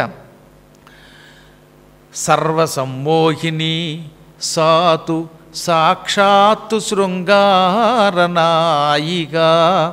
సర్వశృంగార వేషాఢ్యా సర్వాభరణభూషిత. సమస్త లోకాలని పరవశింపచేసే రూపమది. శృంగార నాయిక. ఇంకా అలంకారము చేసుకోవడంలో అలా ఎవరూ చేసుకోలేరు అన్నమాట. ఎక్కడ ఏ అవయవములో ఎటువంటి వస్తువు ధరించాలో అలాంటి వస్తువు ధరించింది. ఆ రూపాన్ని చూచిన స్త్రీలు కూడా ఆశ్చర్యపోయి, అలంకారం ఇలా చేసుకోవాలా, తెలియక పిచ్చి పిచ్చిగా అలంకరించుకున్నాం. కొంతమంది అలంకారాలు విచిత్రంగా ఉంటాయి. ఇక్కడ నెత్తి మీద చెవి దగ్గర ఒక ఉంగరం, ఇక్కడ పొడిపించుకుని చెవికి రింగ్ ఇక్కడ పెట్టుకుని ఇది ఇక్కడ పెట్టుకుంటే ఏమవుతుందండి, అందం పోతుంది, వికారం వస్తుంది. కొంతమంది ముక్కుకు పెట్టుకుంటారు ఇలాగా అసహ్యంగా. అలా రకరకాలుగా ఉంటాయి. కొందరికి జుట్టు ఎలా దూకోవాలో తెలియదు, చక్కగా కొప్పు పెట్టుకుని జడ వేసుకోవడం అదొక అందం అన్నమాట. ఈ సుందరి ఎలా అలా అలంకారం చేసుకోవాలో అలా అలంకారం చేసుకుంది. ఇంకా తిప్పుకోవడం కూడాట అలా అలా తిప్పుకుంటూ సన్నగా కొంగు జారుస్తూ ఉంటే పార్వతీదేవి సిగ్గుపడిపోయింది. అబ్బో ఈ స్త్రీ ఎంత బాగుందో, ఎంత బాగా అలంకరించుకుందో, నాకు కూడా ఈ ఫ్యాషన్ స్త్రీవు, ఈ కొత్త కొత్త ఫ్యాషన్స్ అన్నీ ఈవిడ దగ్గర నేర్చుకుంటే బాగుండనుకుందిట. అంత శృంగార వేషాఢ్య ఆవిడ. సర్వాభరణ భూషిత, అన్ని రకాలైనటువంటి ఆభరణాలు ధరించిందిట. ముక్కుకు నత్తు, చెవులకు దుద్దులు, ఆ దుద్దులు కూడా ముచ్చటొచ్చేస్తున్నాయి బాబు. అసలు ఏమిటో ఒకసారి చూడాలనుంది నాకు కూడా, ఎప్పుడో ఒకప్పుడు చూపిస్తే. ఇక ఇది కాక ఏ వైపు చూచినా ఆవిడ శరీరం నుంచి తెల్లని కాంతి వెదజల్లబడుతున్నది. అమృతము కూడా ఆవిడ చూపుల్లోంచి బయటికి రాదేమో అన్నట్టుగా ఉంది. అమృతాన్ని మించిన చూపులు అనమాట. అమృతానికి కూడా అంత మాధుర్యం ఉండదు. ఆ రూపము ఎలాంటిదో చెప్పారు. మాకంద వృంద మాధ్వీక మాద్యదుల్లోల కోకిలం. ఓ చోట మందార పుష్పాలు చెట్టుకి పూసాయి. ఆ పువ్వుల మీద తుమ్మెదలు వాలి, తేనెటీగలు వాలి, అందులో ఉన్న తేనె తీసుకెళ్ళి ఒక చోట తేనె పొట్టుగా పెట్టాయి. ఆ తేనె పొట్టులో ఉన్న తేనె ఎంత రుచిగా ఉంటుందండి. సహజంగానే తేనె పొట్టులో తేనె చాలా బాగుంటుంది. అందులో మందార పుష్పముల నుంచి పట్టుకొచ్చినటువంటి పూల పొడి అందులో పెట్టి తేనె పట్టు పెడితే ఆ మందార పూల తేనె మరీ బాగుంటుందట. అటువంటి తేనె పొట్టులో నుంచి కారే తేనె ఎంత మధురముగా ఉంటుందో ఆ జగన్మోహిని యొక్క కంఠం అంత మధురంగా ఉందన్నమాట. అశోక పుష్పాలు, చెంపక పుష్పాలు, ఇవి కొప్పులో తురుముకుంది. ఆ కొప్పు కూడా నెత్తి మీద ఇంత కొప్పు, కొంత జుట్టు కిందకి వేసిందిట. మళ్ళీ ఆ జుట్టు కింద సన్నని ఈతాకు జడలా వేసుకుందిట. ఈతపాయల జడ అంటారట దాన్ని. ఈతాకుల జడను వేసేవారు కావాలి బహుశా. అలా ఈతపాయ లాంటి జడలు వేసుకున్నదట. ఇంక ఈ చెవికి పైనుంచి కిందకి అవేవో పూల గుత్తులు పెట్టుకుంది. నడుమేమో అసలు ఉందా లేదా అనిపిస్తుంది అనమాట. సన్నని నడుము అనమాట. దిక్కుమాల పట్టు ఎంత లేకుండా చక్కగా ఉందా లేదా అనిపిస్తుందట. అందుకే ఏమన్నారు, ఆకాశంతో పోల్చేవారు నడుమునన్నమాట. ఆకాశం అంటే శూన్యం కదా, అందుకని ఎంత అద్భుతంగా రాశారు. ఉందా లేదా అనిపిస్తుంది. అస్తి నాస్తి విచికిత్సా హేతు శాతోదరి అన్నారండి. కొందరు చూచారు ఆ సుందరిని. ఆ చూచిన వాడు ఏమన్నాడు, ఈవిడికి నడుము ఉందిరో అన్నాడు. అస్థి అంటే ఉంది. ఎక్కడుంది అసలు ఏం కనపట్లేదు బొత్తిగాను అని రెండోవాడు నాస్తి అన్నాడు. అస్థి నాస్తి విచికిత్స హేతు శాత ఉదరి. ఆ సన్నని నడుము ఉందా లేదా అనిపించేలా ఉందన్నమాట. చివరికి కొంతమంది వచ్చి నీకు నడుముందా అన్నారట. దాన్నే నడుమెక్కడే నీకు నవలామణి అన్నారు. అలాంటి ఆవిడ. ఇక జుట్టు కూడా తమాల వృక్షం చీకటి చెట్టు అని ఉంటుంది. ఆ చీకటి చెట్టు పొదలు ఎంత నల్లగా ఉంటాయో అంతలా ఉందన్నమాట. ఆవిడ తల వెంట్రుకలు గాలికి కదులుతూ ఉన్నాయి. పువ్వులు కూడా కిందకి పడిపోతూ ఉన్నాయి. పరమసువాసనతో ఉంది. బాలార్క పాటలాకార, ఉదయిస్తున్న సూర్యభగవానుడిలాగా, అంటే సూర్యభగవానుడు ఉదయిస్తున్నప్పుడు ఎర్రగా ఉంటాడు కదా, అలాగా పాటల వర్ణంలో ఎర్రని రంగుతూ ఉంది ఆవిడ. నవయౌవన దర్పిత, మంచి యౌవనంలో ఉన్నది. కాలు అటు ఇటు కదుపుతూ ఉంటే ఆ కాలికొన్న గజ్జలు గల్లు గల్లుమని శబ్దం చేస్తున్నాయి. ఆ శబ్దం కల నిస్వన మంజీర పద పద్మ మనోహర, మధురమైన ధ్వని చేస్తున్న నూపురములతో ఆవిడ పాదపద్మములు మనోహరంగా ఉన్నాయి. అటువంటి ఆవిడ్ని చూస్తే ఒకేసారి కొన్ని వేల మంది రతీదేవతలు మన్మధులు కూడా ఎగిరి గంతులేస్తారు. ఇంత అందంలో కూడా నుదుట చక్కని సింధూరం పెట్టుకుందట. సీమంతరేఖ విన్యస్త సింధూర శ్రేణి భాసుర. ఆవిడలా పాపిడి తీసిందిట. ఈ పాపిడి దగ్గర కొంచెం బొట్టెట్టుకుంది సింధూరం, కొంత బొట్టేమో పొడుగ్గా పెట్టుకుంది. ఇలా పొడుగ్గా ఉన్న బొట్టు పాపిడి దగ్గర చదువు. పూర్వం పతివ్రతలు పెట్టుకునేవారు గుర్తుందా? పూర్వం బొట్టు అని ఒకటి ఉండేది. ఆడవాళ్ళు బయటకు వెళ్ళేటప్పుడు బొట్టు పెట్టుకునేవారు. కిరస్థానం ముఖాల్లో ఉండేవి కావు. అందున ఈ పాపిడి తీసి ఆ పాపిడి దగ్గర ఇంత బొట్టు పెడితే అదొక శుభచిహ్నం. అలాంటి సౌందర్యం బొట్టుతో ఆవిడ దగ్గర కనపడుతున్నది. ఇంకెందుకులండి, సకల సౌందర్య రాశి. అటువంటి సౌందర్య రాశి ఏం చేసింది, తాం ఇమాం కందుక క్రీడాలోలమాలోల భూషణ. అటువంటి ఆవిడ చేతిలో ఓ పూల బంతి ఉంది, పువ్వులతో బంతి కట్టుకుంది. ఆ బంతి పైకి విసరడం మొదలెట్టింది, పట్టుకోవడం మొదలెట్టింది, కిందకి వేస్తోంది, పైకి వేస్తోంది, ఎగురుతోంది. ఈ బంతితో పాటు ఆవిడ కొంగు కూడా పక్కకి వెళ్ళిపోతూ ఉంటే వక్షోజాలు కనపడుతున్నాయి కొంచెం. ఇది చూచాడు ఈశ్వరుడు. పక్కన పార్వతి ఉంది, పార్వతీదేవి తెల్లబోతోంది. అక్కడ రాశారండి, ఉమాపితం సమావేక్ష్య. ఆ సమయంలో శివుడు ఒక్కసారిగా పార్వతి చెయ్యి పట్టుకున్నా సరే తోసేసి సుందరి సుందరి అని వెంటబడిపోయాడు. ధావంతం ఆత్మనఃప్రియం. తన భర్త పరిగెడుతూ ఉంటే, ఆ సరికొత్త సుందరి జగన్మోహిని వెంట పరిగెడుతూ ఉంటే పార్వతి కొంచెం సిగ్గుపడిపోయింది.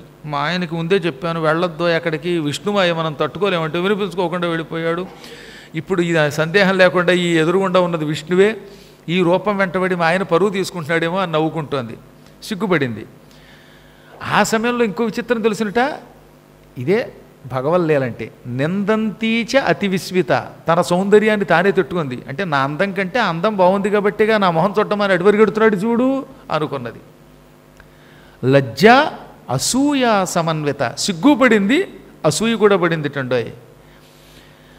ఆ సమయంలో శివుడు ఎవరేమనుకున్నా పట్టించుకోవట్లా. ప్రబలోద్యత్కరిణిన్ కరీంద్రుడురమింపన్వత్సులీలం శివుండు అవలా పోకుము పోకుమీ ఎన్నుచు. ఓ మదించిన ఏనుగు, మగ ఏనుగు ఆడ ఏనుగు వెంటపడ్డట్టుగా అంతటి ఈశ్వరుడు జగన్మోహిని వెంటపడ్డాడు. తీరా ఈయన దగ్గరికి వచ్చేసరికి ఆవిడ అక్కడి నుంచి దూరంగా మాయమైపోయి అక్కడ కనపడేదట. శివుడి దగ్గరికి రాగానే ఇక్కడి నుంచి ఇంకో చోటకి వెళ్ళిపోయి అక్కడ కనపడేది. శివుడు అక్కడికి వెళ్ళేసరికి అక్కడి నుంచి ఇంకో చోటకి పోయేది. శివుడు రెండు చేతులు చాచి కౌగిలించుకున్న సమయంలో చేతుల మధ్యలో ఉన్నవాడు అదృశ్యమై మళ్ళీ సెలయేరు దగ్గరికి వెళ్ళేది. అంతలోనే బంతి ఆడేది, అంతలోనే కింద పడిపోయి అబ్బా పడిపోయాను అన్నట్టుగా చూపించేది. తీరా పడిపోయావని కాళ్ళు పట్టుకునే సమయానికి మాయమైపోయి ఇంకో చోటకు తిని అని కిలకిలా నవ్వేది. ఈ విధంగా ముప్పు తిప్పలు పెట్టి అటు ఇటు దొరకకుండా తిప్పేసింది ఆవిడ. చివరికి ఈశ్వరుడు అతి కష్టం మీద వెళ్ళి ఆవిడ గట్టిగా గాఢంగా ఆలింగనం చేసుకున్నాడు. ఆలిలింగ ముహుర్ముహు, పదే పదే గాఢంగా ఆలింగనం చేసుకున్నాడు. ఆ వెంటనే ఆ మహానుభావుడు అంతటి ఈశ్వరుడి యొక్క రేతస్సు వీర్యము అక్కడ నేల మీద పడిపోయింది. తద్వీర్య బిందు సంస్పర్శా భూమిస్తత్ర తత్రచ. ఈశ్వరుడి యొక్క రేతస్సు నేల మీద పడగానే ఆ పడిన స్థలం అంతా రజత, వెండిగా, స్వర్ణ, బంగారంగా మారిపోయాయి. అదే తెలుగులో పోతన గారు ఆ మహాత్ము నిర్మల అమోఘ వీర్యంబు నేల మీద పడిన చోటెల్లా పైడియు వెండి అయ్యే. ఆ మహాత్ముని యొక్క అమోఘమైన రేతస్సు పడిన చోటలో వెండి, పైడి, బంగారంగా మారిపోయాయి. అప్పుడు ఈశ్వరుడు ఒక్క క్షణం ఆగిపోయి, ఏమి విచిత్రం ఇది, అమోఘమైనటువంటి శక్తి కలిగిన వాడిని నేను, కామాన్ని జయించిన వాణ్ణి, కానీ నా మనస్సు చెలించింది ఏమిటి, ఈ సుందరిని చూచి ఎందుకు వెంటబడ్డాను, ఇది విష్ణుమాయ అని కనిపెట్టి శ్రీమన్నారాయణ ఇక చాలు, చాలించు నీ లీల అన్నాడు. అంటూ ఉండగానే ఈ అమోఘమైన ఈశ్వరుడి యొక్క రేతస్సు నేల మీద పడిన దాంట్లోంచి ఒక మహాపురుషుడు పుట్టుకొచ్చాడు. తతస్సముత్థితో దేవో మహాశాస్త మహాబల. అతడే మహాశాస్త, శాస్త అని పిలువబడ్డాడు. మహాబలశాలి, యావజ్జీవితం బ్రహ్మచారిగా బతికినవాడు ఆయన. దాన్నే మన వాళ్ళు అయ్యప్ప అని పిలుస్తారు. ఇప్పుడు మహాశాస్త అంటే ఇదనమాట. 75వ శ్లోకంలో చెప్పారు బ్రహ్మాండ పురాణంలో. ఈ ఘట్టం జరిగిన ప్రాంతమే ఇదిగో కేరళలో మలయాళ ప్రాంతంలో ఉన్నది. ఈ బ్రహ్మాండ పురాణంలో అయ్యప్పని పేరు ఎత్తరు, ఎందుకంటే అది మలయాళం పేరు. కానీ సంస్కృతంలో మహాశాస్త అని ఉంటుంది. శాస్తారం ప్రణమామ్యహం అని కూడా అన్నారు. ఈ శాస్త్ర శబ్దం శంకరుడికి తెలుసు కాబట్టి శంకరుడు ఆలయాన్ని పునర్నిర్మాణం చేసి అక్కడ ప్రతిష్ఠించాడు. ప్రత్యేకంగా అయ్యప్ప అనే పేరు ఎందుకు ఉండదంటే, ఇప్పుడు ఉదాహరణకి చెప్పనా, గోదాదేవి అని ఉంటుందండి సంస్కృతంలో. తమిళం వాళ్ళు ఆండాళ్ళని పేరు పెట్టుకున్నారు వాళ్ళ భాషలో. కాబట్టి వాళ్ళు ఆండాళ్ళు అన్నారు కదా, ఆండాళ్ళు అనే శబ్దం ఎక్కడా లేదు కదా పురాణాల్లో.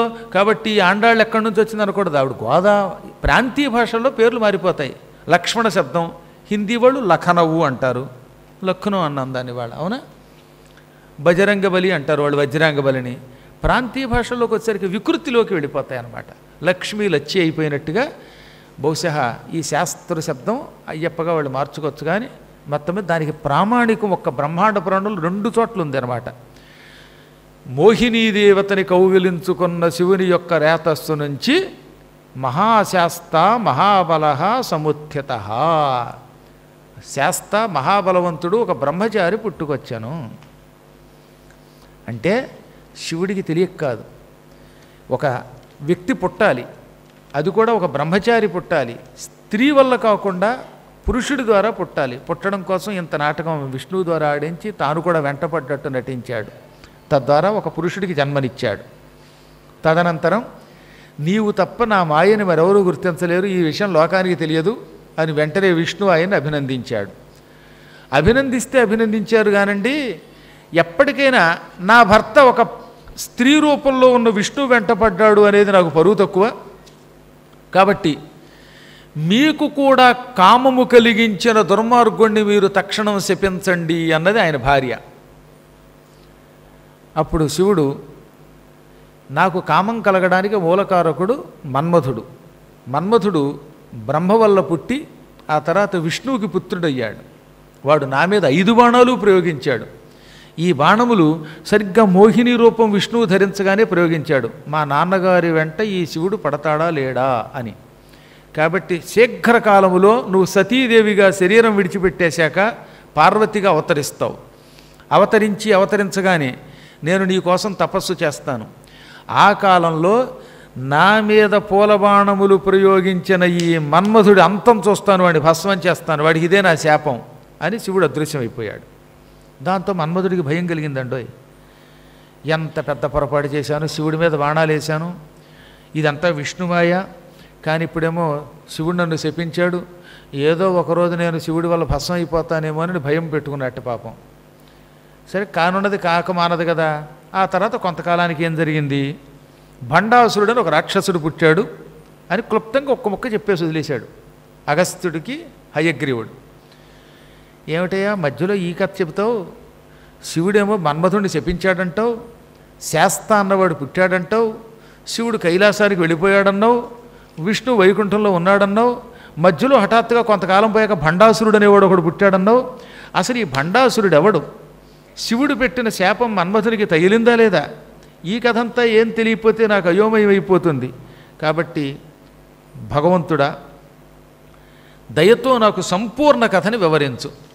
కథం భండాసురో జాతః, కథం సా త్రిపురాంబికా, కథం బభంజ తం సంఖ్యే తత్సర్వం వద విస్తరాత్. ఈ భండాసురుడెవడు, అమ్మవారు వాడిని ఎలా చంపింది, ఈ మన్మథుడు ఏమయ్యాడు, ఈ కథంతా వివరంగా చెప్పు, నాకు విని సంతోషిస్తాను. నీవు చెప్పిన ఈ పవిత్ర కథ నా హృదయాన్ని ఆకట్టుకున్నది. అసలు నీ ముఖం నుంచి వస్తున్న ఈ పురాణ కథ ఎంత వింటున్నా తనివి తీరట్లేదు. ఇంకా ఇంకా ఇంకా ఇంకా ఇంకా ఇంకా నీ కథ వినాలని అనిపిస్తుంది. కొంతమంది పురాణం చెబితే విసుగొచ్చి ఎప్పుడు పోదామని అనిపిస్తుందిట, కానీ నీవు కథ చెబుతూ ఉంటే ఇంకా ఇంకా వినాలనిపిస్తున్నది. కవిత్వానికి కదిలించే శక్తి ఉంది. అంటే కొంతమంది కవిత్వం చెప్తే కుర్చీలు కదిలి బయటికి వెళ్ళిపోతాయి, కొంతమంది కవిత్వం కదిలిస్తుందిట, కాకపోతే కుర్చీలో కూర్చున్నవాడు బయటికి కదిలిస్తుంది. కానీ కొంతమంది కవిత్వం హృదయాన్ని కదిలిస్తుంది. నీ కథ ఆకట్టుకున్నది నన్ను. నీ ముఖాంబుజాత నిర్ముక్త హరికథామృతముత్రావత్రావమేను పొదలే వంతమాని నీరు వట్టో ఆకలియును దూరమయ్యే మనము తొంగలించే.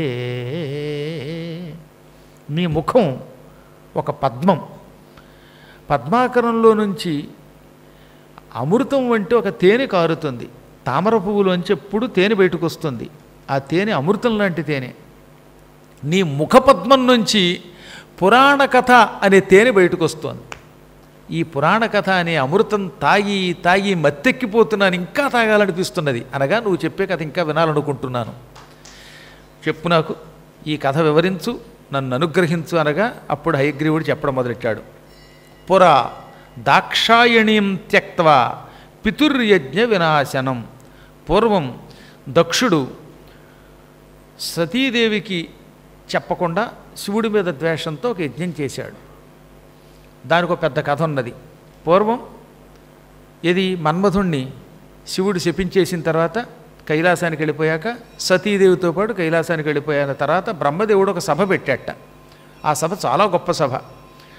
ఆ సభకి శివుడు అధ్యక్షుడు. బ్రహ్మగారు ఏర్పాటు చేసిన సభ కాబట్టి ఎక్కడెక్కడ వాళ్ళు వచ్చారు. ఒక్క విష్ణువు తప్ప అందరూ వచ్చారు. మహారుషులంతా వచ్చారు. భృగువు వచ్చాడు, ఇంకా మరీచి వచ్చాడు, కశ్యపుడు వచ్చాడు, అందరూ వచ్చారు. ఆ కర్ణ దక్షుడు ఆ యజ్ఞానికి వచ్చాడు. దక్షుడు రాగానే ఒక్క శివుడు బ్రహ్మ తప్ప అంతా లేచి వినయంగా నమస్కరించారు. బ్రహ్మగారంటే అలాగో దక్షుడికి తండ్రి కదా, ఆయన లేవలేదు. శివుడు సర్వలోకేశ్వరుడు కనుక లేవలేదు. కానీ దక్షుడికి కోపం వచ్చేసింది. బ్రహ్మకి దండం పెట్టాక ఏం చేశాడు, ఈ శివుడు నా అల్లుడు మామ వస్తే లేవకుండా గిల్లుడిలా ప్రవర్తిస్తాడా, వీడి నెత్తి మీద చిల్లు పెట్టాలి. ఇతడు పిశాచాలతో తిరుగుతూ ఉంటాడు, శ్మశానవాసి. అందుకే నాకు నా కూతుర్ని ఇవ్వడం ఇష్టం లేదు. ఏం ఉద్యోగం సద్యోగం ఏమన్నా సాఫ్ట్వేరా, ఏమి కాదు, రూపాయి జీతం లేదు, తీసుకెళ్ళి శ్మశానంలో నా కూతురుతో కాపురం పెట్టాడు. ఎన్ని మాటలు మాట్లాడాడు అనుకుంటారండి. దక్షుడు పిచ్చివాగుడు చాలా వాగాడు. అనయంబు యజ్ఞక్రియాలుప్తుండు, అశుచి అమంగళవేషుడు, భస్మధారి, ఎప్పుడూ లుప్త క్రియాకల్పడి వేదాలు చదవడు, యజ్ఞములు చెయ్యడు, మంచి ఆచారం లేదు, విషం తాగుతాడు, అన్ని అవలక్షణాలే. శ్మశానంలో తిరుగుతాడు, రక్తం ఓడుతున్న చర్మం కట్టుకుంటాడు, మెడలో పుర్రెల దండ వేసుకుంటాడు, పాములు ధరిస్తాడు. అమంగళ వేషకారి అయిన ఈతనికి శివుడు అని ఎవడ పేరెట్టాడో తెలియదు. అందువల్ల నా కుమార్తెని మంచివాడికి ఇచ్చి చేద్దామంటే ఈ బ్రహ్మగారు తిన్నగా ఉండక నీకు శివుడి లాంటి అల్లుడు దొరకడు అంటే ఆయన మాట మీద నమ్మకంతో కాదనలేక మా నాన్న కదా బ్రహ్మ అని ఆయన్ని గౌరవించి నా కూతుర్ని, బంగారం లాంటి కూతుర్ని ఈ దుర్మార్గుడికి ఇచ్చాను. చూస్తూ చూస్తూ భక్తి లేనివాడికి మంత్రం ఇచ్చినట్టుగా ఇతనికి ఇచ్చేశాను. నా అల్లుడు కదా, కొడుకుతో సమానం కదా, మామగారుని తండ్రితో సమానుండి నేను వచ్చినప్పుడు లేచి నిలబడి నమస్కరించాలా, నమస్కరించలేదు. నమస్కరించకపోతే నమస్కరించకపోయాడు. కనీసం మామ బాగున్నావా అని పలకరించడానికి ఏం సొమ్మోయింది వీడికి. ఈ దుర్మార్గుడిని క్షమించకూడదు, వీడు కోతిముఖం వాడు. ఈతడు ఇంద్రోపేంద్ర పరివృతుడై యజ్ఞంబున భాగంబునందకుండుగాక అని చెప్పించేశాట. భవిష్యత్తులో ఇతడు ఇంద్రుడు, విష్ణువు, బ్రహ్మ మొదలైన వాళ్లతో కలిసి యజ్ఞంలో భాగం పొందకుండా ఉండుగాక అని చెప్పించాడు. దాంతో నందీశ్వరుడు కోపం వచ్చింది. ఓరి సుంఠ నీకేం తెలుసురా, నువ్వన్నా ఇంద్రుడిని అడుగు చెబుతాడు, ఈ బ్రహ్మను అడుగు చెబుతాడు. ఈ బ్రహ్మగారికి 5 తలకాయలు ఉంటే ఓ తలకాయ గిల్లి పారేశాడు అయినా, ఈయన ముందు మీ బ్రహ్మ ఎక్కడ అవుతాడు, ఇంకోటి ఎక్కడ అవుతాడు, అటువంటి వాడు యజ్ఞానికి పనికిరాడంటావా అజ్ఞాని, తొందరలో నీకు గొర్రెముఖం వచ్చుగాక అన్నాడు. గొర్రెముఖం వచ్చుగాక బస్తముఖో బాబా అనగానే అక్కడి నుంచి వాళ్ళు లేచారు. వాళ్ళని వీళ్ళు చెప్పించుకున్నారు. ఆ కథ క్లుప్తంగా చెబుతాడు ఇక్కడ, ఎందుకంటే ఇక్కడ మనకి అమ్మవారి చరిత్ర ముఖ్యం కనుక. అలా అందరూ శాపాలు పెట్టుకున్నాక శివుడు కిక్కురు మనకుండా అదృశ్యం అయిపోయాడు అక్కడి నుంచి. ఈ శివుడు యజ్ఞంలో భాగం పొందకూడదు అని చెప్పించాడు కదా దక్షుడు. అందుకని ఆ శాపాన్ని తానే నిలబెట్టడం కోసం అశివం అనే యజ్ఞం చేశాట. దాని పేరే అశివం, అంటే శివుడు లేనిది. శివము అంటే మంగళం, అమంగళ యజ్ఞం అని అర్థం అశివము అంటే. అటువంటి యజ్ఞం తలపెట్టాడు. ఆ యజ్ఞం బాగా చేశాడు. అక్కడికి కసి తీరలేదు, మళ్ళీ 2వ యజ్ఞం తలపెట్టాడు. ఈ అజ్ఞాని 2వ యజ్ఞం కూడా అశివయాగం, అరుద్రయాగం మొదలెట్టాడు. ఈ 2వ యాగానికి ఎంత చెప్పినా శివుడు చెప్పినా వినిపించుకోకుండా పాపం సతీదేవి వెళ్ళింది. కారణం ఒకటి ఉందిలండి, ఆ యజ్ఞం చాలా కాలం జరిగిందిట, దాదాపు ఒక 10 ఏళ్ళు జరిగింది. ఈ 10 ఏళ్ళు రోజు భోజనాలకి దానికి జనం పెడతారుగా, జనాలకి ఏముంది భోజనం బాగా పెడితే భలే యజ్ఞం జరిగినట్టు అంటారు అనమాట. ఏదన్నా అన్నిటికీ భోజనమే. ప్రతిష్ట బాగా జరిగిందా అంటే లోపల శివుణ్ణి ఏం పెట్టారు, కింద యంత్రం ఉంది అక్కర్లా. ఏం ప్రతిష్ట అండి, అబ్బాబ్బా వచ్చిన వాడికి పుణుకులు పెట్టారండి, చెణుకులు పెట్టారండి, అంటే ఆయిల్ ఫుడ్ పడేవాళ్ళకిలేండి. అందువల్ల చెప్పచ్చిందంటే పెసరట్టు ఉప్మాలు పెట్టారండి, ఇడ్లీలు పెట్టారండి, భోజనాలు పెట్టారండి, అవో పులిహార పెట్టారండి, ఏం భోజనాలు అంటే అద్భుతంగా పెట్టారంట అంటారు. ఆ మధ్యన ఒకడు వచ్చాడు, గురువుగారు ఏం పెట్టారండి అని అడిగి, ఇంత ఏం పెట్టారంటే ఏం పెట్టారండి, ఏం పెట్టారో వాడికి తెలియదు అనమాట. అంటే పొగటం కూడా చేత కదా వాడికి, ఏం భోజనాలు పెట్టారండి అంటే అది అందులో దెప్పుడా నిజంగా అది బాగుందా. కాబట్టి మొత్తం మీద అందరూ ఈ భోజనాలు తినడం. తర్వాత ఆ భోజనాలతో పాటు దక్షుడు వచ్చిన వాళ్ళందరికీ మగవాళ్ళకి పంచెలు, ఆ రోజుల్లో పంచెలు కట్టుకునేవారు. ఇప్పుడు ప్యాంట్లు వేసుకుంటున్నారు. నన్ను అడిగారు అవధానంలో ఒక రోజున ప్రశ్న వేశారు, ప్యాంట్ ఏమో మనల్ని పట్టుకుంటుంది కదండి, పంచెని మనం పట్టుకోవాలి నడుస్తున్నప్పుడు పైకి, కాబట్టి మీరు ఇంకా పంచె కట్టుకుంటారేమిటి, ప్యాంటు కట్టుకుని అవధానం చేయకాను ఒక అప్రస్తుత ప్రసంగంలో ఒకడు అడిగాడు. అప్పుడు ఏమన్నాను, ప్యాంట్ ఏమో సంసారం, పంచ పరమాత్మ, పరమాత్మని మనం పట్టుకోవాలి, ఈ ప్యాంట్ వద్దన్న మనం పట్టుకునే దరిద్రపు సంసారం. అందువల్ల ఇది సంసారం కదా, ఈ బంధం మన గట్టిగా పట్టుకుంటుంది. కానీ పరమాత్మ ఇది, అందుకే జారిపోకుండా మనం పట్టుకోవాలి, పైకి నడుస్తున్నప్పుడు పట్టుకోవాలి. ఎప్పుడు పరమాత్మని పట్టుకోవాలి. పరమాత్మని మనం పట్టుకుంటాం కానీ పరమాత్మ మనం పట్టుకోడు. ఈ ప్యాంట్ ఉంది చూశారు, ఇది భయంకరమైన సంసార బంధం. ఇది జీవాత్మ, ఇది మనల్ని వదలదు, ఎన్ని జన్మలెత్తినా వదలదనమాట. చాలా కాలం క్రితం గోదావరికి వరద వచ్చిందిలేండి. ఈ వరదలు వచ్చినప్పుడు అందులో చెట్లు కొట్టుకుపోతూ ఉండేవి. ఈ చెట్లని పల్లె వాళ్ళు ఏం చేసేవారు, ఈత కొట్టుకుంటూ వెళ్ళి ఆ చెట్టుకు తాడు కట్టి ఆ తాడు నడుము కట్టుకుని ఒడ్డుకు తీసుకొచ్చి ఈ చెట్లు అమ్ముకునేవారు. ఒక్కోసారి గంధం చెట్టు, ఏ టేకు చెట్టు వస్తే రేట్లు వస్తాయి, బాగా డబ్బులు వస్తాయి. అందుకని వాళ్ళు ఈ వరదలు వచ్చినప్పుడు కొట్టుకుపోయే పెద్ద పెద్ద చెట్లు పట్టుకొస్తారు. ఇప్పుడు కూడా చూడండి, గోదావరికి వరదలు వచ్చినప్పుడల్లా భలే గజయతగాళ్ళు ఉంటారే అక్కడ పల్లెటూరు వాళ్ళు, వాడు వెళ్ళి ఆ చెట్లు తీసుకొచ్చేస్తారన్నమాట. అదొక సంపద వాళ్ళకి. ఓసారి ఇలాగే గోదావరికి వరద వచ్చింది. ఆ వరదలో చెట్లు కొట్టుకొస్తూ ఉంటే ఈ ఈత కొట్టే వాళ్ళల్లో కొంతమంది వెళ్ళారు నడుముకి తాడు కట్టుకుని. వీళ్ళు ఏం చేస్తారు, నడుముకు తాడు కట్టుకుని ఏం చేస్తారు, ఒక కొసేమో ఆ చెట్టుకు కట్టేసి వీళ్ళు ఒడ్డుకు రాగానే ఈ తాడుతో పాటు చెట్టు కూడా ఒడ్డుకు వస్తుందన్నమాట. తీరా వీడు ఒక ఈతగాడు, గజ ఈతగాడు ఆ గోదావరిలో ఈతకెళ్ళాడు. అక్కడ పెద్ద చెట్టు కనపడింది. ఆ చెట్టుకి తాడు కట్టాడు. ఆ చెట్టు మీద కప్పుకోవడానికి పనికొచ్చే గొంగళి కనపడింది. వర్షాకాలంలోనూ చలికాలంలోనూ పూర్వం గొంగళ్ళు కప్పుకునేవారు కదా, కంబళి. అలాంటి కంబళి ఒకటి కనపడింది. బలేరా అని వీళ్ళ కంబళిని పట్టుకోబోయాడు. అది కింద చూస్తే కంబళి కాదు, ఎలుగుబంటి. ఈ వరదలో కొట్టుకుపోతే ఆ చెట్టు దొరకగానే చెట్టు మీద కూర్చుంది. వీడికి తెలియక కంబళి అని దగ్గరికి వెళ్తే అది కంబళి కదా, గెంబళిలో వీడిని గట్టిగా పట్టేసింది, రెండు చేతులతో నొక్కేసింది. భల్లూకపు పట్టు అంటారు, ఎలుగుబంటి పట్టిందంటే ఇక విడిపించుకోలేమండో. అది గట్టిగా పట్టుకునేసరికి వీడు ఉక్కిరి బిక్కిరిపోయి నీళ్ళలో మునిగిపోవడం మొదలెట్టాడు. అప్పుడు ఈ పక్క ఎత్తగాళ్ళు ఉంటారు కదా, వాళ్ళు అన్నారు, ఒరే కంబళి కోసం చచ్చిపోతావు ఏంటారా, దాన్ని వదిలేరా బాబు, చెట్టు ఉచ్చుకుని ఒడ్డుకురా అంటే, నేను దాన్ని వదిలేసా, అది నన్ను వదలటం లేదన్నట్ట. ఈ సంసారం అటువంటిది. మనం దాన్ని ఎంత వదిలినా అది మనల్ని వదలదుగా వదలదనమాట. నాకేం వద్దు, పురాణం విందాం అనుకుంటామా, సరిగ్గా ఆ టైంకే ఫోన్ వస్తుందన్నమాట. అన్నీ చెప్పండి, ఆ పక్కన ఎవరికో వాళ్ళు ఫోన్ వస్తుందన్నమాట. ఈ దిక్కుమాల బంధం, అది ఎలుగుబంటి. మనం ఏది మంచి పని చేద్దామన్నా ఇప్పుడు ఈ సంసార బంధం వచ్చి మనల్ని బాగా పట్టి పీడించేస్తుంది. మనం సుఖంగా ఉందాం అనుకుంటే సుఖంగా ఉండనివ్వదు. ఈ సంసార బంధం అంటే ఎలుగుబంటి పట్టినట్టు పట్టేస్తుందన్నమాట. ఈ పురాణం వింటున్నప్పుడు కొంతమందికి భలే వైరాగ్యం వస్తుందండి. అవి వచ్చినప్పుడు వాళ్ళు ఏమంటారో తెలుసా, గురువుగారు ఇక నాకు సంసారం వద్దండి, నాకు మొగుడు వద్దండి, లేకపోతే పెళ్ళం వద్దండి, ఇల్లు వద్దండి, మీతో వచ్చి పురాణాలు వింటామండి, యాత్రలకు వస్తామండి అంటారు. ఏది ఈ కాసేపు. ఒక్కసారి నేను స్వస్తి అనగానే దులుపుకుని ఇంటికి వెళ్ళాక ఊరికే అంటాం కానీ ఆయనతో మనం ఎక్కడికి వెళ్తామండే, ఆయన పాటలు ఆయన పడతాడు, ఆయన నెల్లాళ్ళు పురాణం చెప్పుకుంటాడు, మన దారి మందే అంటారు. అంటే ఎలుగుబంట్లే ఈ సంసార బంధం పడుతుందన్నమాట, భల్లూకం పట్టినట్టు పడుతుంది. అందుకని పురాణ వైరాగ్యము, ప్రసూతి వైరాగ్యము, శ్మశాన వైరాగ్యము అని 3 వైరాగ్యాలు ఉంటాయి. ఈ పురాణం విన్నంతసేపు ఇక రేపటి నుంచి గురువుగారు చెప్పినట్టు స్తోత్రాలు చేసేద్దాం, సంసార వ్యామోహం విడిచిపెట్టేద్దాం, తరించిపోదాం అనిపిస్తుంది అనమాట. ఏది పురాణం విన్న కాసేపే స్వస్తి అన్నానా, పక్కవాడు తోపు తోసేసి పరిగెత్తుకొచ్చి పండు అని పండులు హక్కుని వెళ్ళిపోతారు. ఇంటికి వెళ్ళాక అన్నీ మర్చిపోతారు. హాయిగా మళ్ళీ ఇంటికి వెళ్ళి హాయిగా చపాతీలు, పూరీలు, శుక్రవారం పూరీ కూర తింటారు. మళ్ళీ పురాణం లేదు, పద్మాకర్ గారు గుర్తుకురారు. పురాణం విన్నంతసేపు ఉండే ఆ వైరాగ్యం హాలు దాటగానే మర్చిపోతాంట. ఆ తదనంతరం రెండోది ప్రసూతి వైరాగ్యం. ప్రసవ వేదన పొందినటువంటి స్త్రీ, అమ్మ బాబోయ్ ఈ గర్భం ధరించటం, పిల్లల్ని కరడం నరకం బాబు, ఇంక మళ్ళీ సంతానం పొందకూడదు అనుకుంటుందిట. బొత్తిగా ఒక పిల్లాళ్ళతో ఏం సరిపెట్టామండి అని మళ్ళీ రెండోసారి రెడీ. ఈ ప్రసూతి వైరాగ్యం అయిపోయాక మళ్ళీ యథాప్రకారంగా మళ్ళీ సంతానం పొందడానికి సిద్ధపడుతూనే ఉంటారు. వాళ్ళను చూచిన వాళ్ళు కూడా, కొత్తగా పెళ్లి కూతుళ్ళు కూడా వాళ్ళల్లాగా మాకు కూడా పిల్లలు పుడితే బాగుండు అనుకుంటారు తప్ప వద్దని ఎవరు అనుకోరు. అందువల్ల ప్రసూతి వైరాగ్యం కూడా పురుడు వచ్చిన కాసేపే తప్ప తర్వాత మళ్ళీ మామూలు అయిపోతుంది. ఇంకా శ్మశాన వైరాగ్యం, ఎవడన్నా చచ్చిపోయినప్పుడు శ్మశానానికి వెళ్ళి వాడు తగలబడుతుంటే కళ్ళారా చూసినప్పుడు ఇంతేనండి దిక్కుమాల శరీరం అంతే, ఎవడన్నా పోక తప్పదండి, అలా కాలిపోవాలి. పాపవాడు సంపత్ నగర్లో 6 ఇళ్ళు కట్టాడు, కానీ ఏం లాభం, ఇప్పుడు 6 అడుగులు ఇల్లు సరిపోయింది వీడికి. ఏ పరుపు మీద దజ్జగా పడుకునేవాడండి బాబు, వేసవకాలం వస్తే ఎండగా తట్టుకోలేకపోతున్నానండి వాడు, ఇప్పుడు ఇవేమో వేడి వేడి నిప్పులో కాలిపోతున్నాడు. నిజం కదండి. బయటికి వెళ్తే గాడుపు గాడుపు అంటున్నావా, అప్పుడు ఏ గాడుపు అనరే, నెత్తి దగ్గర కొరువు పెట్టినప్పుడు అలా అలా కాలిపోతాడు. కానీ వేడి నా బాడీ అనేవాడు ఒక్కడు ఉండడు.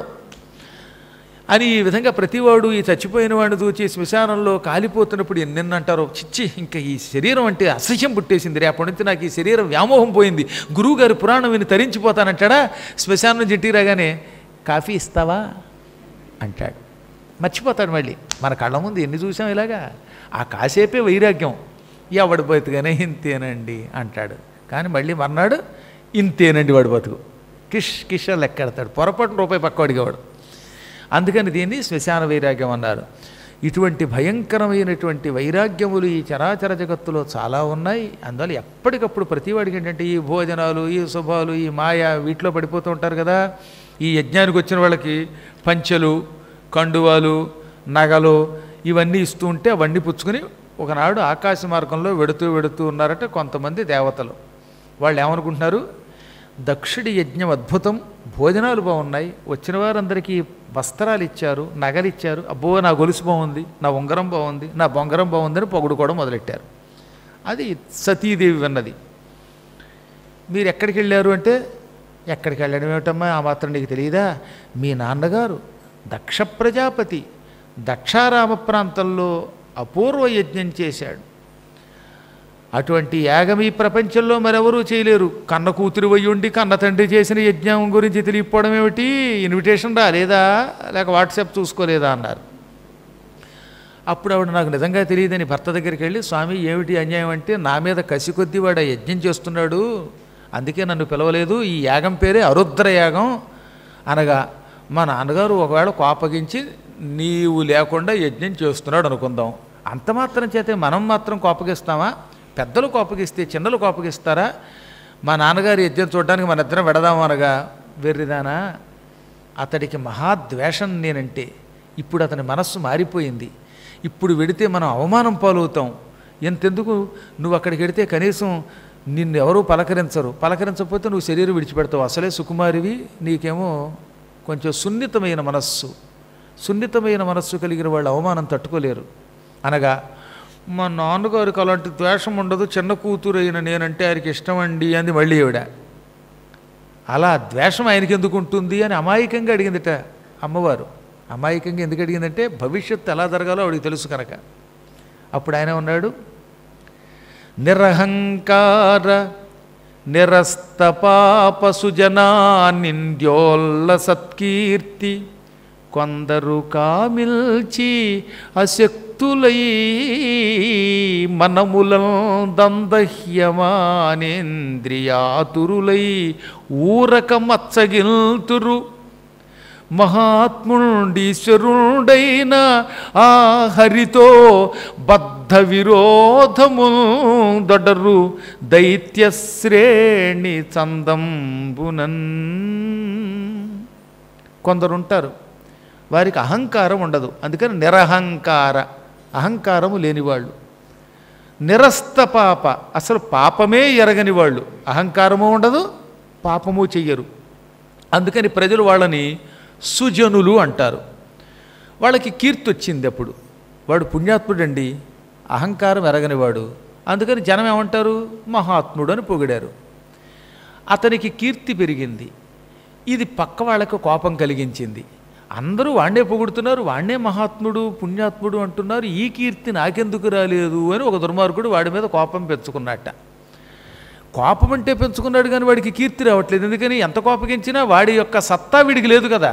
ఇప్పుడు నేను పురాణం చెప్పినట్టు ఇంకోటి చెప్పాలంటే వాడికి ఎంతో శక్తి కావాలి, కాబట్టి అవతల వాడి మీద ద్వేషం పెట్టుకుంటే ఉపయోగం ఉంది. ఎవడి అదృష్టం వాడిది, ఎవరి ప్రవృత్తి వారిది. వాడిలాగా నేను పురాణం చెప్పాలి, నా కీర్తి రావాలి అంటే నీకు రాకపోవచ్చు, అందుకని వీడిని పడగొడతావా, వీడి మీద ద్వేషం పెంచుకుంటావా, పెంచుకుంటే నష్టం. అలాగే మహాత్ముల కీర్తిని పొందలేని దుర్మార్గులు ఏం చేస్తారు, వాడి మీద అభాండం వేసి వాడిని ఏదో రకంగా నాశనం చేయడానికి ప్రయత్నిస్తారు. కడుపులో కొత్త ఉడికిపోతారు వాళ్ళు. మనములం దందహ్యమానేంద్రియాతురులై లోపల కాలిపోతారట, వాడిని నాశనం చేయడానికి ప్రయత్నిస్తారు. పాపం ఒక ఆయన బాగా ఉపన్యాసం చెప్పేవాడండి, పుష్కరాల్లో ఆయన మీద ఎంత దండయాత్ర చేశారు అంటే కుళ్ళు, ఆయనకున్న కీర్తి వాళ్ళకి రాలేదు, అందుకని ఆయన మీద ఓ నోటుకు వచ్చినట్టు తిట్టడం. అందులో వెంట్రుక ముక్క లేని వాళ్ళు కొందరు భలే తిట్టేస్తారు నోటుకు వచ్చినట్టుగా. కసి, ఆ కసితో ఏం చేయగలుగుతారు వాళ్ళు, ఊరక మత్సగింతురు, ఈ కారణం లేకుండా మాత్సర్యం వహించి శత్రుత్వం వహిస్తారు. మహాత్ముడు ఈశ్వరుడైన హరితో రాక్షసులకి విరోధం ఎందుకంటే ఆయన గొప్పవాడు, ఆ గొప్పతనం వాళ్ళకి లేదు, అందుకని ఆయన పడగొడదామని చూశారు అంతే.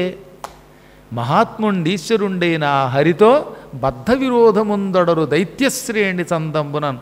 రాక్షసులు అనవసరంగా విష్ణువుతో తగాదా పడినట్టే మహాత్ములతో నీచులు తగాదా పడతారు. మీ నాన్న అటువంటి వాడంటే వినిపించుకోకుండా యజ్ఞానికి వెళ్ళింది, యజ్ఞంలో అవమానం పాలయ్యింది, శరీరం విడిచిపెట్టేసింది. పితుర్యజ్ఞ వినాశనం. అప్పుడు ఆ యజ్ఞంలో నాశనం అయిపోగానే ఆవిడ శరీరాన్ని భుజం మీద వేసుకుని శివుడు ఉన్మాది అయి తిరిగాడు. ఆ తర్వాత యజ్ఞము నాశనం అయిపోయింది అనుకోండి, దక్షయాగం.